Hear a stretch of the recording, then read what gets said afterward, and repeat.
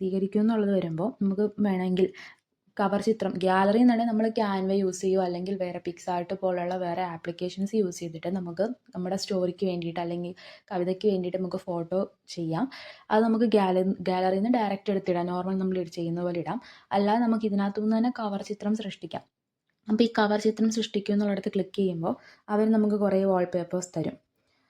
ഇങ്ങനെ ഒരെണ്ണം അപ്പോൾ ഞാൻ നമുക്ക് ഇഷ്ടമുള്ള ഒരെണ്ണം സെലക്ട് ചെയ്യാം. ഞാനിപ്പോൾ ജസ്റ്റ് ഇതിനകത്തുനിന്ന് ഈ ഒരെണ്ണം സെലക്ട് ചെയ്യുമെന്ന് വെച്ചു. അപ്പോൾ പ്രണയം എന്നുള്ളത് നമുക്ക് അറേഞ്ച് ചെയ്ത് കൊടുക്കാം. ഇത് വേണം എന്നില്ല കേട്ടോ, നമുക്ക് ഇഷ്ടമുള്ളത് എടുക്കാം. ഫോണ്ടുകൾ നമുക്ക് ഇതിന് ഇഷ്ടമുള്ള ഫോണ്ടും സ്റ്റൈലും ബോൾഡാണെങ്കിൽ ബോൾഡാക്കാം, വലിപ്പം നമുക്ക് അഡ്ജസ്റ്റ് ചെയ്യാം. അങ്ങനെ എല്ലാം ചെയ്തിട്ട് ഇപ്പോൾ ജസ്റ്റ് ഇങ്ങനെ ഇടുമെന്ന് വിചാരിച്ചോ. എന്നിട്ട് മുകളിൽ ടിക്ക് കൊടുക്കുമ്പോൾ അവിടെ കാർ ചിത്രമായി. സോ ഈ നമുക്ക് തരം, അതായത് ഏത് തരത്തിൽ കഥയാണോ ലേഖനമാണോ കവിതയാണോ എന്ത് നമുക്ക് ഇതാക്കാം. ഇപ്പോൾ കഥ ഒരാൾ എഴുതുവാണെങ്കിൽ കഥ എന്നുള്ളത് തിരഞ്ഞെടുക്കാം. ഇപ്പം ജസ്റ്റ് കവിത പോലാണ് എഴുതിയത്, അതുകൊണ്ട് കവിത എന്നുള്ള പോർഷൻ ഞാൻ ക്ലിക്ക് ചെയ്തു. അതിനുശേഷം വിഭാഗം നമുക്ക് തീരുമാനിക്കാം. അതായത് നമ്മൾ എഴുതിയ വിഭാഗം എന്താ പ്രണയമാണല്ലോ, സാമൂഹ്യം പ്രണയം. അപ്പം ഞാൻ എഴുതിയ പ്രണയം എന്നുള്ളതുകൊണ്ട് പ്രണയം ഞാൻ സെലക്ട് ചെയ്യുന്നു.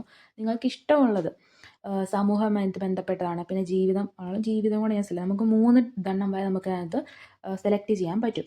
എന്നിട്ട് ഈ കഥ ഈ രചന ഇവിടെ നിന്നും കോപ്പി ചെയ്തിട്ടുള്ളതല്ല എന്നുള്ള രീതിയിൽ ഇവിടെ ടിക്ക് ചെയ്ത് കൊടുക്കുക. പ്രസിദ്ധീകരിക്കൂ എന്നുള്ളത് ക്ലിക്ക് ചെയ്യുമ്പോൾ നമ്മുടെ സ്റ്റോറി പ്രസിദ്ധീകരിച്ചുകൊണ്ടിരിക്കുകയാണ്. നമുക്ക് നോക്കാം.